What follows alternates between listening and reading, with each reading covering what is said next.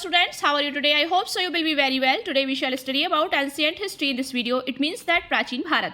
If you come to this channel for the first time, then subscribe to the channel and do not forget press the bell icon so that you will get all notifications our latest uploads.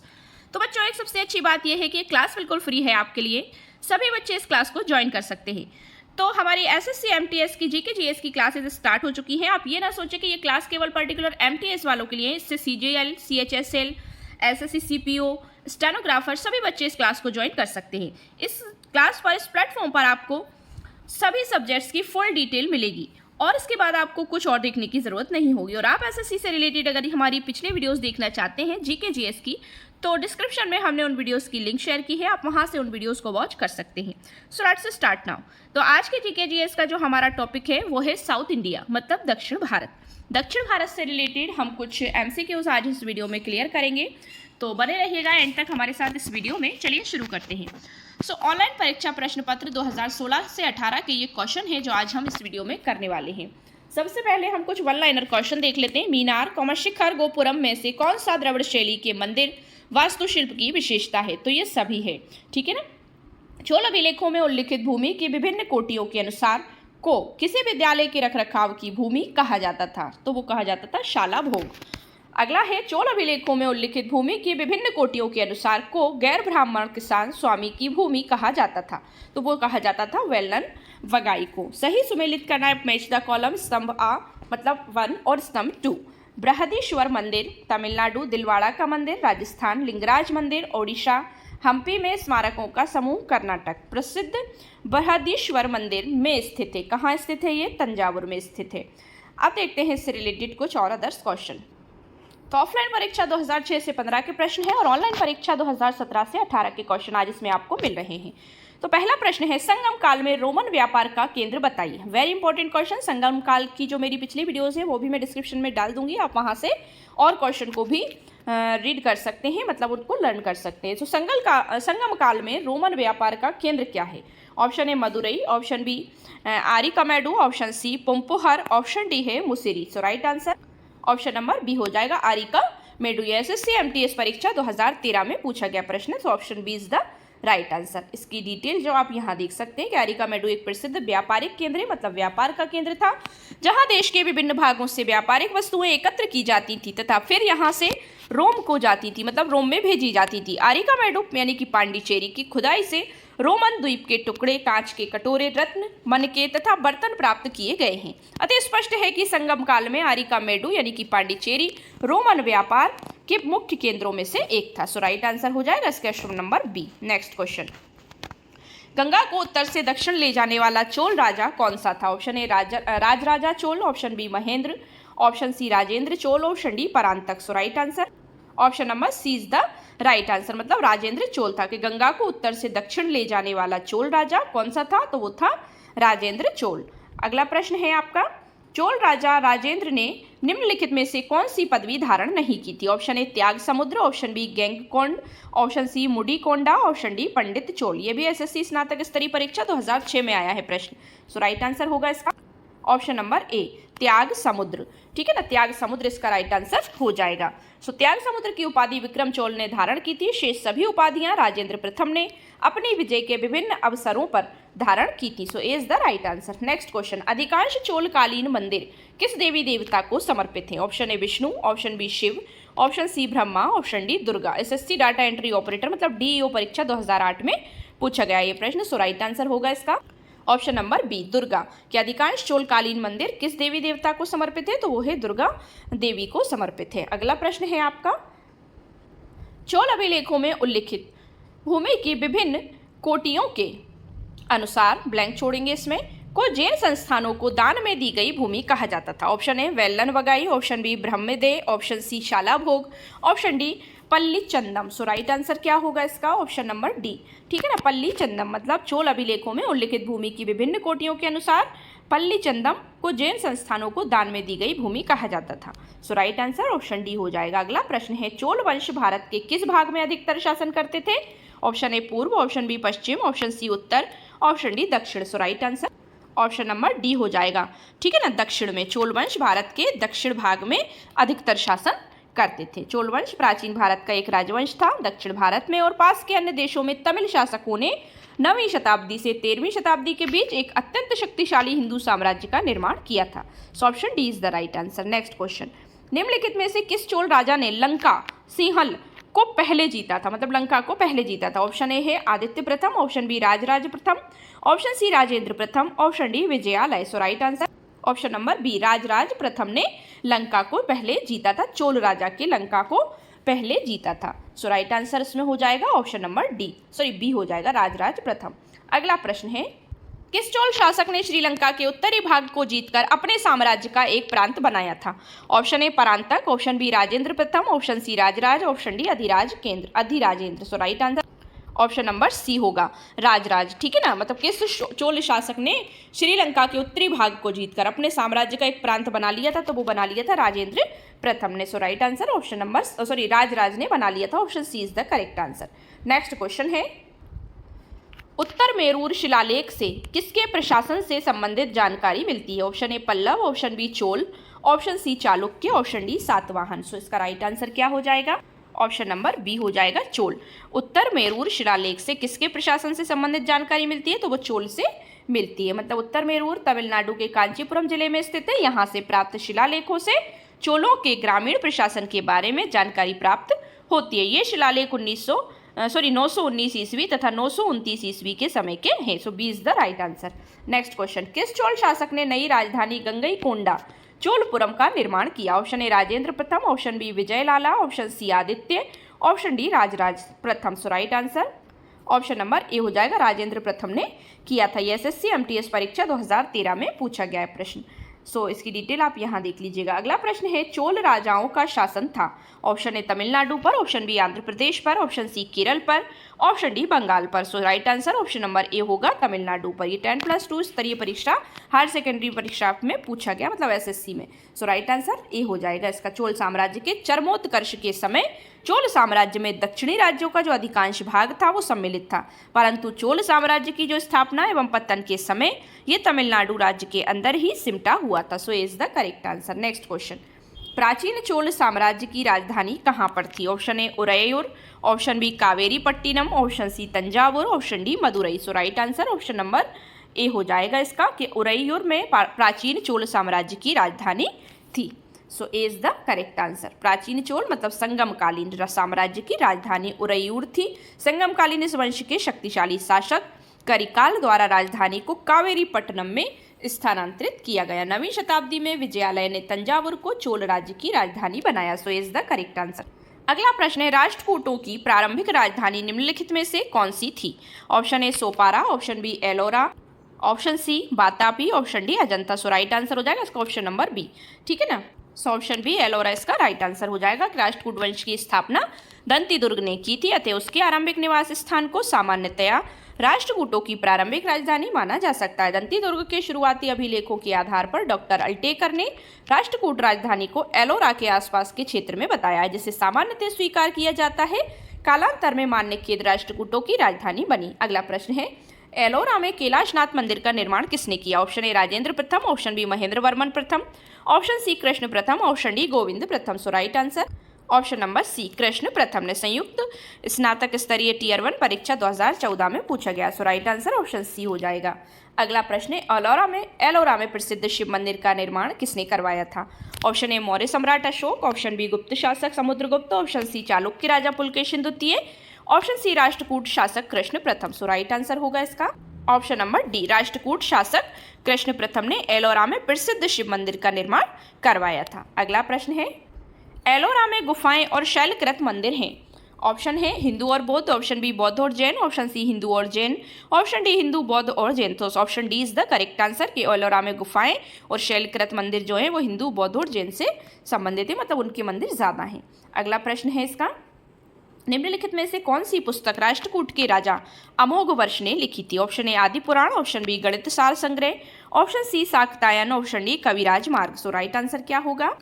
Option number D, कविराज मार्ग। ठीक है ना, निम्नलिखित में से कौन सी पुस्तक राष्ट्रकूट के राजा अमोघवर्ष ने लिखी थी? तो वो लिखी थी कविराज मार्ग ने। अगला प्रश्न है, नेक्स्ट क्वेश्चन है, महाबलीपुरम के सप्त पैगोडा किसके द्वारा संरक्षित कला के साक्षी हैं? ऑप्शन ए पल्लवों, ऑप्शन बी पांड्यों, ऑप्शन सी चोलों, ऑप्शन डी चेरों। So right answer option number A पल्लवों के। महाबलीपुरम के सप्त पैगोडा किसके द्वारा संरक्षित कला के साक्षी हैं? तो वो पल्लवों की कला के साक्षी हैं। अगला प्रश्न है, निम्नलिखित में से क्या राष्ट्रकूटों का सर्वाधिक चिरस्थायी योगदान है? ऑप्शन ए कैलाश मंदिर, ऑप्शन बी कन्नड़ काव्य के 3 कवि पंपा, पोन्ना और रान्ना तथा कैलाश मंदिर, ऑप्शन सी जैनवाद का संरक्षण, ऑप्शन डी है विजय।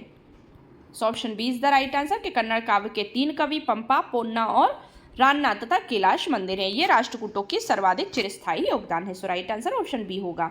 नेक्स्ट क्वेश्चन है, एलोरा में ठोस शेल को काटकर बनाए गए प्रसिद्ध कैलाश मंदिर का निर्माण निम्नलिखित में से किन के संरक्षण में किया गया था? Option A Chola, option B Kadam, option C Pallava, option D Rashtrakuta. So right answer option number D Rashtrakuta के एलोरा में ठोस शेल को काटकर बनाए गए प्रसिद्ध कैलाश मंदिर का निर्माण राष्ट्रकूट संरक्षण में किया गया था। So D is the correct answer. Next question, कौन सा प्राचीन भारतीय साम्राज्य नीचे उसकी राजधानी के साथ गलत जोड़े के रूप में अंकित है? मतलब कौन सा ऐसा प्राचीन भारतीय साम्राज्य है जो उसकी राजधानी उसके साथ गलत लिखी हुई है? Option A Maurya Pataliputra, option B Pandya Madurai, option C Pallava Vellore, option D Kakatiya Warangal. So right answer so option number C is the right answer Pallava Vellore. मतलब उसकी राजधानी वेल्लोर नहीं थी, उसकी राजधानी जो थी वो कांची थी। ठीक है ना? सो राइट आंसर हो जाएगा कांची, मतलब option number C is the correct answer. Next question, किस पल्लव शासक के शासन काल में पल्लवों और चालुक्यों के बीच लंबा संघर्ष शुरू हो गया था? ऑप्शन ए महेंद्र वर्मन प्रथम, option B Simha Vishnu, option C Narasimha Varman प्रथम, ऑप्शन डी महेंद्र वर्मन द्वितीय। एसएससी एमटीएस परीक्षा 2013 में आया है प्रश्न। राइट आंसर क्या होगा इसका? Option number A is the right answer Mahendra Varman प्रथम। मतलब किस पल्लव शासक के शासनकाल में? तो महेंद्र वर्मन प्रथम के शासनकाल में पल्लवों और चालुक्यों के बीच लंबा संघर्ष शुरू हो गया था। अगला प्रश्न है, यहाँ पे आप डिटेल देख लीजिए। महेंद्र वर्मन प्रथम 600 से 630 ईस्वी के शासनकाल में पल्लवों और चालुक्यों के बीच लंबा संघर्ष शुरू हो गया था। So is the correct answer. Next question, किस राजवंश के दौरान महाबलीपुरम मंदिर का निर्माण किया गया था? ऑप्शन ए गुप्त राजवंश, ऑप्शन बी पल्लव राजवंश, ऑप्शन सी चोल राजवंश, ऑप्शन डी चालुक्य राजवंश। सो राइट आंसर क्या होगा इसका? ऑप्शन नंबर बी पल्लव राजवंश। किस राजवंश के दौरान महाबलीपुरम मंदिर का निर्माण किया गया था? तो वो किया गया था ऑप्शन नंबर बी पल्लव राजवंश के दौरान। ठीक। नेक्स्ट क्वेश्चन है, महाबलीपुरम में रथ मंदिरों का निर्माण किस पल्लव शासक के शासनकाल में हुआ था? ऑप्शन ए महेंद्र वर्मन प्रथम, ऑप्शन बी नरसिंह वर्मन प्रथम, ऑप्शन सी परमेश्वर वर्मन प्रथम, ऑप्शन डी नंदी वर्मन प्रथम। तो right answer option number B हो जाएगा कि नरसिंह वर्मन प्रथम। महाबलीपुरम में रथ मंदिरों का निर्माण किस पल्लव शासक के शासनकाल में हुआ था? तो वो हुआ था नरसिंह वर्मन प्रथम के शासनकाल में। So B is the right answer. Next question, Pulakeshin द्वितीय किसका महानतम शासक था? ऑप्शन ए कल्याणी के चालुक्य, ऑप्शन बी कांची के पल्लव, ऑप्शन सी तमिलनाडु के चोल, ऑप्शन डी वातापी के चालुक्य। सो राइट आंसर है इसका ऑप्शन नंबर डी वातापी के चालुक्य। जो मतलब पुलकेशिन द्वितीय किसका महानतम शासक था? तो वो वातापी के चालुक्य का महानतम शासक था। अगला प्रश्न है, निम्नलिखित में से या निम्न में से कौन सा शिलालेख चालुक्य सम्राट पुलकेशिन द्वितीय से संबंधित है? कौन सा शिलालेख मतलब पत्थर पर लिखा गया लेख? Option A Maski, option B Hathi Gumpha, option C Aihole, option D Nashik. So option number C हो जाएगा ऐहोल। ऐहोल जो है वो चालुक्य सम्राट पुलकेशिन द्वितीय से संबंधित है। सो इसका right answer option number C हो जाएगा। ऐहोल शिलालेख चालुक्य सम्राट पुलकेशिन द्वितीय से संबंधित है। ये लेख एक प्रशस्ति के रूप में है तथा इसकी भाषा संस्कृत है, इसकी लिपि दक्षिण ब्राह्मी है। So C is the right answer. Next question, Ravi Kirti जो एक जैन थे और जिन्होंने ऐहोल प्रशस्ति की रचना की थी को किसका संरक्षण प्राप्त था? ऑप्शन ए पुलकेशिन प्रथम, option B Harsha, option C Pulakeshin द्वितीय, option D Kharavela. So right answer option number C Pulakeshin द्वितीय। रवि कीर्ति जो एक जैन थे और जिन्होंने ऐहोल प्रशस्ति की रचना की थी उनको किसका संरक्षण प्राप्त था? तो वो था पुलकेशिन द्वितीय का। So C is the correct answer. Next question, पश्चिमी चालुक्य वंश का प्रसिद्ध शासक कौन था? ऑप्शन ए पुलकेशिन द्वितीय, ऑप्शन बी पुलकेशिन प्रथम, option C Ravi Kirti, option D Mangalesha. So right answer option number A Pulakeshin द्वितीय। पश्चिमी चालुक्य वंश का प्रसिद्ध शासक कौन था? पुलकेशिन द्वितीय था। So A is the correct answer. Next question है, प्रसिद्ध दिलवाड़ा मंदिर स्थित है? ऑप्शन राजस्थान में, ऑप्शन बी उत्तर प्रदेश में, ऑप्शन सी मध्य प्रदेश में, ऑप्शन डी महाराष्ट्र में। सो राइट आंसर क्या हो जाएगा इसका? ऑप्शन नंबर ए राजस्थान में। दिलवाड़ा का मंदिर हम पढ़ चुके हैं पहले भी वन लाइनर में कि दिलवाड़ा का मंदिर कहाँ स्थित है, तो वो राजस्थान में स्थित है। सो option A is the correct answer. ये एसएससी एफसीआई परीक्षा 2012 में पूछा गया प्रश्न है। अगला प्रश्न है द्वितीय पांड्यन साम्राज्य के भूमि माप का उल्लेख किसमें किया गया है? ऑप्शन ए थलवईपुरम तांबे की प्लेटों, ऑप्शन बी उत्तर मेरूर शिलालेख, ऑप्शन सी कुडुमियामलई शिलालेख, ऑप्शन डी कसाकुड़ी तांबे की प्लेटों में। सो राइट आंसर ऑप्शन ए हो जाएगा कि थलवईपुरम तांबे की प्लेटों में द्वितीय पांड्यन साम्राज्य के भूमि माप का उल्लेख किसमें किया गया है? तो वो थलवईपुरम तांबे की प्लेटों में किया गया है। अगला प्रश्न है पुस्तक कथा सरित सागर किसने लिखी थी? ऑप्शन ए सोमेश्वर तृतीय, option B Kalhana, option C Prithviraj Chauhan, option D Somadeva. So right answer हो जाएगा इसका ऑप्शन नंबर डी, सोमदेव ने लिखी है कि पुस्तक कथा सरित सागर के लेखक कौन है? वो है सोमदेव। एसएससी एमटीएस परीक्षा में पूछा गया है प्रश्न 2014 में। अगला प्रश्न है विक्रमादेव चरित के लेखक विक्रमादेव चरित के लेखक कौन थे? Option A Bilhana, option B Ponna, option C Pampa, option D Ranna. So right answer क्या होगा इसका? ऑप्शन नंबर ए के विक्रमादेव चरित के लेखक कौन थे? तो वो थे बिल्हण। बिल्हण ने विक्रमादेव चरित को लिखा था। अगला अब हमारा टॉपिक आता है गुप्तोत्तर काल। ऑनलाइन परीक्षा प्रश्न 2016 से 18 के हैं, तो इससे थोड़ी सी जानकारी ले लेते हैं हम कि 12वीं सदी के मध्य में तोमर राजपूतों को के चौहानों ने परास्त किया था? तो वो किया था अजमेर के चौहानों ने। 7वीं सदी के बड़े भूस्वामी और योद्धा सरदार को उस समय के राजा किस रूप में मान्यता देते थे? तो वो देते थे सामंत के रूप में। पहियों के साथ सूर्य देवता के रथ के रूप में कौन सा मंदिर बनाया गया था? तो वो बनाया गया था कोणार्क का सूर्य मंदिर। ओडिशा का विश्व प्रसिद्ध कोणार्क सूर्य मंदिर के द्वारा बनवाया गया था? तो वो बनवाया गया था नरसिंह देव के द्वारा। अगला प्रश्न है हुमा का झुकता हुआ मंदिर को समर्पित किया गया है? तो वो किया गया है शिव को। पाल साम्राज्य का प्रथम शासक कौन था? तो वो था गोपाल। पृथ्वीराज चौहान के पिता कौन थे? सोमेश्वर चौहान। अब आते हैं आपके इससे related multiple choice question MCQs. पहला प्रश्न है हर्षचरित के लेखक कौन थे? Option A Banabhatta, option B Amar Singh, option C Kalidasa, option D Harisena.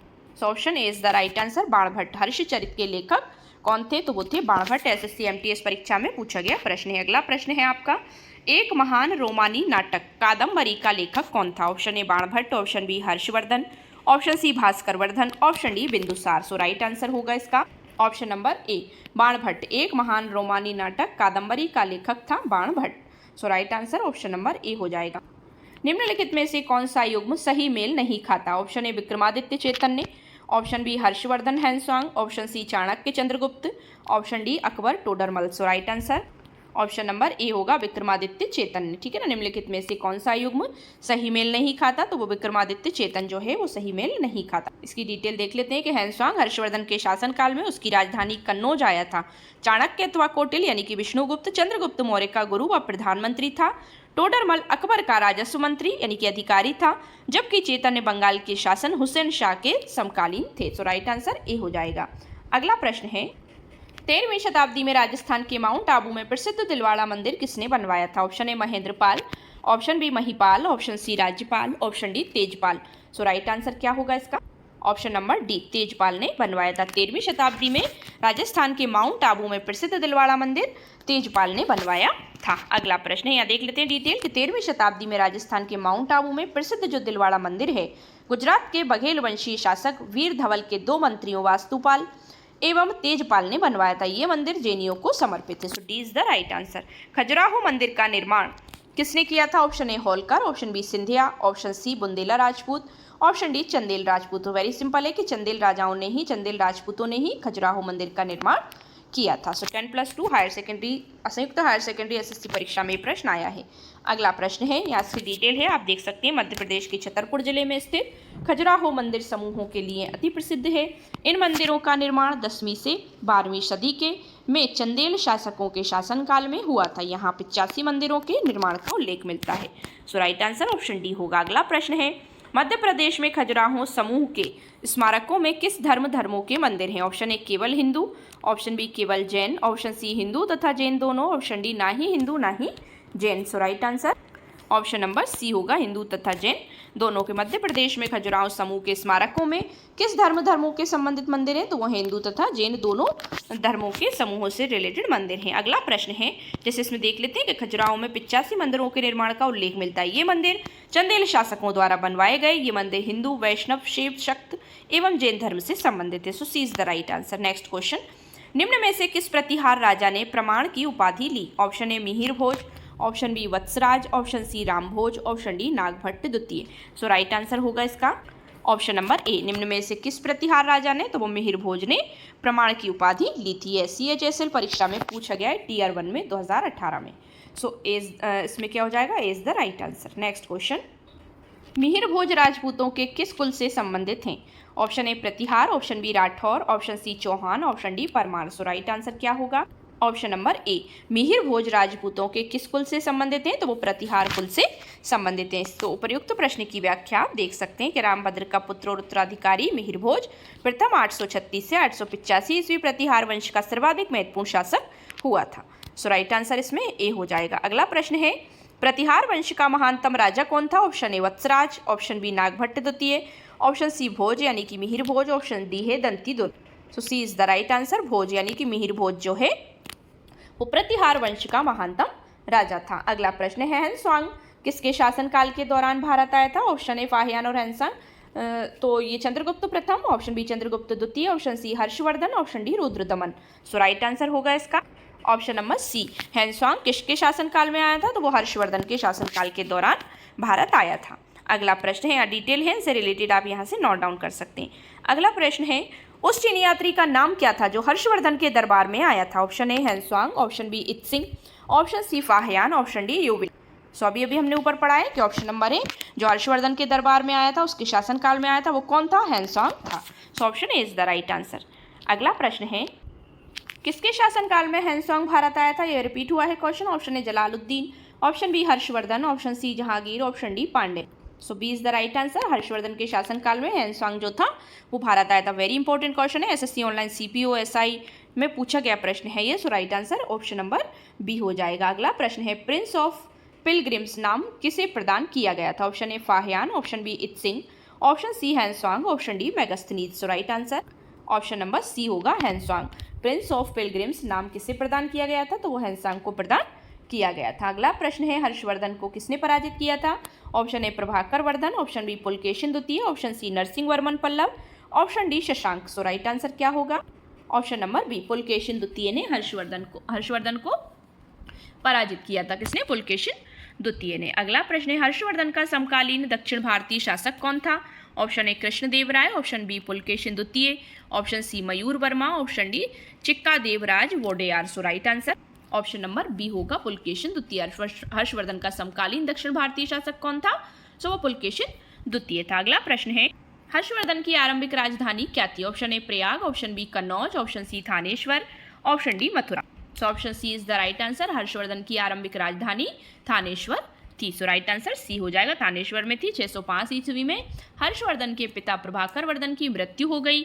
Harshvardhan शासक बना और 606 ईस्वी में अपनी राजधानी कन्नौज बनाई और इस उपलक्ष्य में हर्ष संवत प्रारंभ भी किया गया था। अभीष्ट विकल्प सी सही होगा। सो राइट आंसर सी है।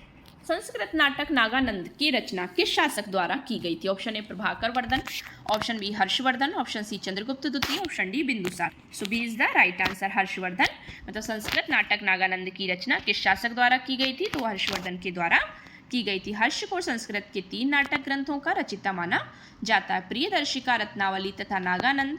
नागानंद बौद्ध धर्म से प्रभावित रचना है। इसमें 5 अंक है, मतलब 5 अंक हैं। प्रियदर्शिका 4 अंकों का नाटक। इसमें आप वो डिटेल देख सकते हैं। अगला प्रश्न है, निम्नलिखित मध्यकालीन यात्रियों एवं उनके देशों के साथ मिलान करिए। मध्यकालीन यात्री और उनके देश हैं, जैसे Marco Polo Spain, Ibn Battuta Balkh लिखा है इसमें, एंटोनियो मॉन्सरेट इटली लिखा है, महमूद वली बाल्की मोरक्को लिखा है। इसमें ऑप्शन दिए हैं, ऑप्शन ए है 3412, ऑप्शन बी में 1324, ऑप्शन सी में 4312, ऑप्शन डी में 3142। सो राइट आंसर होगा इसका ऑप्शन नंबर ए। ठीक है ना, मतलब 3412 इसका राइट आंसर हो जाएगा। इसको सही सुमेलित। मार्को पोलो जो था वो इटली से था, इब्न बतूता मोरक्को से था, एंटोनियो मॉन्सरेट स्पेन से था और महमूद वली बाल्की बल्ख से था। So is the right answer. Next question, Bharat में नालंदा विश्वविद्यालय किस राज्य में स्थित है? Option A Bengal, option B Bihar, option C Odisha, option D Uttar Pradesh. तो किस राज्य में स्थित है वो? ऑप्शन नंबर बी बिहार में स्थित है नालंदा विश्वविद्यालय। So B is the right answer. Nalanda विश्वविद्यालय प्राचीन काल में शिक्षा का एक प्रमुख केंद्र रहा। नालंदा वर्तमान में बिहार राज्य में अवस्थित है। अगला प्रश्न है, श्रृंगेरी, बद्रीनाथ, द्वारका और पुरी में 4 मठ स्थापित किए गए थे। ऑप्शन ए रामानुज द्वारा, ऑप्शन बी अशोक द्वारा, ऑप्शन सी आदि शंकराचार्य द्वारा, ऑप्शन डी माधव विद्यारण्य द्वारा। सो राइट आंसर होगा इसमें ऑप्शन नंबर सी, आदि शंकराचार्य द्वारा श्रृंगेरी, बद्रीनाथ, द्वारका और पुरी में 4 मठ स्थापित किए गए थे। ठीक है ना, तो 4 मठ तथा पश्चिम में द्वारका में प्रसिद्ध मठों की स्थापना की थी। C is the right answer. Next question है, नालंदा विश्वविद्यालय को नष्ट करने वाला मुस्लिम आक्रमणकारी था। Option A Alauddin Khilji, option B Mohammad bin Tughlaq, option C Mohammad bin Bakhtiyar, option D है Mohammad bin Qasim. So option C इसका राइट आंसर हो जाएगा। मोहम्मद बिन बख्तियार ने नालंदा विश्वविद्यालय को नष्ट कर दिया था, जला दिया था। ये एक मुस्लिम आक्रमणकारी था। So C is the right answer. Nalanda और विक्रमशिला के विश्वविद्यालयों को मुस्लिम आक्रमणकारी मोहम्मद बिन बख्तियार खिलजी द्वारा नष्ट किया गया था। अगला प्रश्न है, 738 ईस्वी में अरबों को पराजित किया था। ऑप्शन ए प्रतिहारों ने, ऑप्शन बी राष्ट्रकूटों ने, ऑप्शन सी पालों ने, ऑप्शन डी चालुक्यों ने।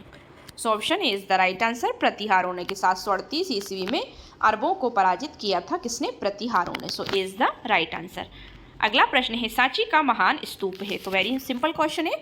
ऑप्शन नंबर ए उत्तर प्रदेश में, ऑप्शन बी मध्य प्रदेश में, ऑप्शन सी अरुणाचल प्रदेश में, ऑप्शन डी आंध्र प्रदेश में। तो बताइए कि सांची का स्तूप सांची में स्थित है और सांची कहाँ है? एमपी यानी कि मध्य प्रदेश में स्थित है। तो एसएससी डाटा एंट्री ऑपरेटर मतलब डीईओ परीक्षा 2009 में पूछा गया प्रश्न है। तो मध्य प्रदेश में सांची का महान स्तूप स्थित है। अगला प्रश्न है, कोणार्क का सूर्य मंदिर किसने बनवाया था? अभी हमने पढ़ा है। अनंतवर्मन, चोडगंगा देव ने, नरसिंह देव प्रथम ने, कपिलेंद्र देव अराउतरे ने या पुरुषोत्तम देव ने। So right answer option number B होगा, नरसिंह देव प्रथम ने कोणार्क का सूर्य मंदिर का निर्माण करवाया था। अगला प्रश्न है आपका, इसमें और डिटेल है, आप यहाँ देख सकते हैं। गीत गोविंद के रचिता कौन है? Option A Vidyapati, option B Jayadeva, option C Ved Vyas, option D Vishnu Sharma. So Gita Govinda के रचिता कौन है? Option number B is the right answer, Jayadeva. Jayadeva जो है उन्होंने गीत गोविंद की रचना की थी। ऑनलाइन स्टेनोग्राफर परीक्षा 5 अगस्त 2017 पहली पाली में पूछा गया प्रश्न है। सो राइट आंसर ऑप्शन बी हो जाएगा। नेक्स्ट क्वेश्चन है, सबसे पहले तोमर राजपूतों के काल में राजधानी बनी।